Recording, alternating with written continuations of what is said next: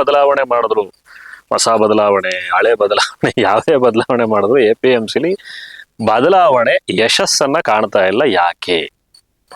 So ಈಗ ಈ ವಿಡಿಯೋನ ಹೆಚ್ಚಿನ ಜನಕ್ಕೆ ಶೇರ್ ಮಾಡಿ, ಮತ್ತೆ ಈ ವಿಚಾರವನ್ನ ತಿಳ್ಕೊಳ್ಳಿ ನೀವು ಕೂಡ, ಮತ್ತೆ ನಿಮಗೆ ಅನ್ಸಿದ್ದನ್ನ ಕಾಮೆಂಟ್ ಮಾಡಿ. ಎಕ್ಸಾಂಪಲ್, ಈಗ ನೀವು ಗೇಟ್ ಎಂಟ್ರಿಯನ್ನ ಮಾಡಿಸ್ತೀರಾ. ಸೊ ಗೇಟ್ ಎಂಟ್ರಿ ಮಾಡಿಸಾದ್ರ ನಂತರ ನಿಮ್ಮ ಒಂದು ಕೊಬ್ಬರಿಯನ್ನ ಓಪನ್ ಆಕ್ಷನ್ಗೆ ಇಡಬೇಕು. ಸೊ ಓಪನ್ ಆಕ್ಷನ್ ಅಂದ್ರೆ ಅದನ್ನ ಎಲ್ಲಾ ಚೀಲಗಳನ್ನ ತೆಗೆದಿಟ್ಟು ನಿಮ್ಮ ಗುಣಮಟ್ಟದ ಆಧಾರದ ಮೇಲೆ ನಿಮಗೆ ಆ ಒಂದು ಹಣವನ್ನ ಪಡಿಬೇಕು. ಸೊ ಇದು ವಾಸ್ತವವಾಗಿ ಟೆಂಡರ್ ಒಂದು ವಿಚಾರ ಓಪನ್ ಆಕ್ಷನ್ ಅಲ್ಲಿ. ಸೊ ನೀವು ಟೊಮೊಟೊ ಇದನ್ನೆಲ್ಲ ನೋಡಿರ್ತೀರಲ್ಲ ಬೆಂಗಳೂರಲ್ಲೆಲ್ಲ ಹೋದಾಗ, ಸೊ ಆತರ.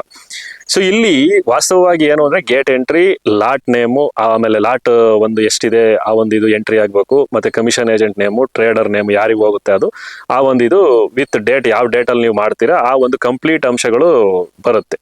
ಸೊ ಇಲ್ಲಿ ವಾಸ್ತವವಾಗಿ ಏನಕ್ಕೆ ಏನೇ ಚೇಂಜಸ್ ಆದ್ರೂ ಚೇಂಜಸ್ ಆಗ್ತಾ ಇಲ್ಲ, ರೈತ ಯಾಕೆ ಅಡ್ಜಸ್ಟ್ ಆಗಿದ್ದಾನೆ ಅಂತಂದ್ರೆ, ಎಷ್ಟೋ ಜನ ಈಗ ತಂದಿರೋರು ಇದು ಟೆಂಡರ್ ಪ್ರಕ್ರಿಯೆದು. ಸೊ ನೆಕ್ಸ್ಟ್ ಈಗ ರೈತ ತಂದಿರೋನ್ ಏನ್ ಮಾಡ್ತಾನೆ ಅಂತಂದ್ರೆ, ರೈತರು ತಂದಿರ್ತಕ್ಕಂಥ ಉತ್ಪನ್ನವನ್ನ ಆವತ್ತಿನ ರೇಟಿಗೆ ಜಾಸ್ತಿ ಜನ ಪಟ್ಟಿ ಮಾಡಿಸಲ್ಲ. ಸೊ ಅಂದ್ರೆ ಆವತ್ತಿನ ರೇಟಿಗೆ ಆಕ್ಷನ್ಗೆ ಬಿಡಲ್ಲ, ಬಿಟ್ಬಿಟ್ಟು ಹೋಗ್ತಾರೆ ಕೊಬ್ಬರಿನ. ಸೊ ಈಗ ಅಂಗಡಿಯವರು ಏನ್ ಮಾಡ್ತಾರೆ, ಅಂಗಡಿಯವರ ಮತ್ತೆ ರೈತನ ಬಾಂಧವ್ಯ ಚೆನ್ನಾಗಿದೆ, ಆ ಒಂದು ಉದ್ದೇಶಕ್ಕೂ ಕೂಡ ಯಾವುದೇ ಒಂದು ಬದಲಾವಣೆ ಬಂದ್ರು ಬದಲಾವಣೆ ಆಗ್ತಾ ಇಲ್ಲ. ಇದು ಕೂಡ ಅಸಲಿ ಸತ್ಯ.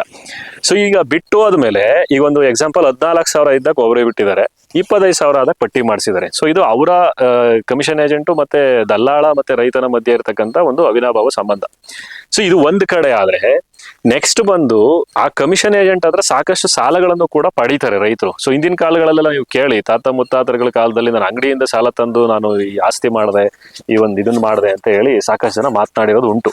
ಸೊ ಇತ್ತೀಚಿನ ದಿನಗಳಲ್ಲಿ ನಿಮಗೂ ಗೊತ್ತು, ಬ್ಯಾಂಕ್ಗಳಲ್ಲಾಗಿರ್ಬೋದು ಎಲ್ಲೇ ಹೋದ್ರೂ ಕೂಡ ಸಾಲದ ಸೌಲಭ್ಯ ಸಿಗ್ತಾ ಇಲ್ಲ. ಸಿಗ್ತಾ ಇಲ್ಲ ಅಂದ್ರೆ ಅಷ್ಟರ ಮಟ್ಟಿಗೆ ಸಾಲ ಸಿಗ್ತಾ ಇರಲ್ಲ. ಸೊ ಈಗ ಡಾಕ್ಯುಮೆಂಟೇಶನ್ಸ್ ಬೇಕು, ಸಾಕಷ್ಟು ವೆರಿಫಿಕೇಶನ್ಸ್ ಬೇಕು, ಈ ಒಂದು ಉದ್ದೇಶಕ್ಕೋಸ್ಕರ ತುಂಬಾ ಡಿಲೇ ಆಗುತ್ತೆ. ಹಂಗಾಗಿ ಅವ್ರ ಹತ್ರ ಸಾಲನೂ ಕೂಡ ತಗಂತಾರೆ. ಸೊ ಸಾಲ ತಗೊಂಡು ಅವರಿಗೆ ಏನ್ ಬೇಕು ಅದನ್ನ ಕಷ್ಟ, ಮದುವೆನೋ ಮತ್ತೊಂದು ಮಗದೊಂದು ಮಾಡ್ಕೊತಾರೆ. ಹಂಗಾಗಿ ಆ ಅಂಗಡಿಗಳನ್ನ ಬಿಟ್ಟು ಅವ್ರು ಆಚೆ ಬರೋದಿಲ್ಲ.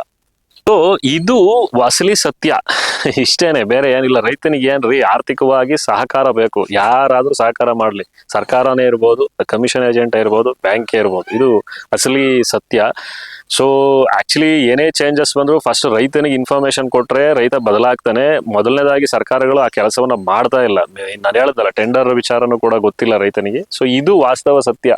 ಸಾಲ ಈಸಿ ವೇ ಅಲ್ಲಿ ಸಾಲ ಸಿಗ್ತದೆ, ಅದ್ರ ಜೊತೆಗೆ ಏನು ಬಿಟ್ಟು ಆದ್ಮೇಲೆ ಯಾವಾಗ ಬೇಕು ಅವಾಗ ಪಟ್ಟಿ ಮಾಡಿಸ್ಕೊಂತಾರೆ. ಈ ಎರಡು ಆಪ್ಷನ್ ಜಾಸ್ತಿ ದಿವಸ ಅವನಿಗೆ ಸಿಗ್ತಾ ಇರೋದ್ರಿಂದ ಹೆಚ್ಚಿನ ದಿನಗಳ ಕಾಲ ಇದು ಯಾವುದೇ ರೈತ ಒಪ್ಕೊಳ್ಳೋದಕ್ಕೆ ರೆಡಿ ಇಲ್ಲ. ಅಷ್ಟೇ, ಇದೇ ಅಸಲಿ ಸತ್ಯ. ಹೊಸ ಬದಲಾವಣೆ ಇರ್ಬೋದು, ಹಳೆ ಯಾವ ಬದಲಾವಣೆ ಬಂದ್ರು ರೈತ ಒಪ್ಕೊಂತ ಇಲ್ಲ ಅಂದ್ರೆ ಇದೇ ಅಸಲಿ ಸತ್ಯ, ಬೇರೆ ಏನಿಲ್ಲ. ನಮಸ್ಕಾರ.